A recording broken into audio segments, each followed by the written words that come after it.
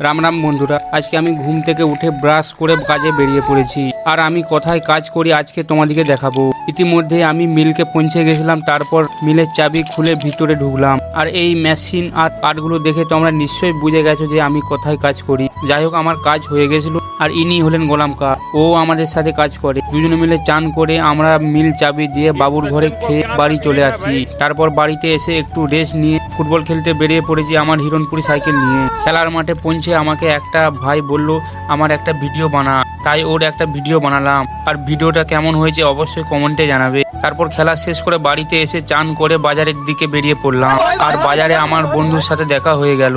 আর সে বলল আমাকে একটা ঘুগনি খাওয়া, ঘুগনি খেতে মন গেছে অনেক দিন ধরে। তাই দুজনে মিলে আমরা ঘুগনি খেলাম। তারপর বাড়ি এসে স্ক্রিপ্ট লিখতে বসে পড়লাম। স্ক্রিপ্ট লেখার পর ভয়েস ওভার করে ভিডিও এডিট করলাম। আর আমার ডেইলি মিনিগুলো কেমন লাগে অবশ্যই কমেন্টে জানাবে। ভিডিও ভালো লাগলে অবশ্যই চ্যানেলটি সাবস্ক্রাইব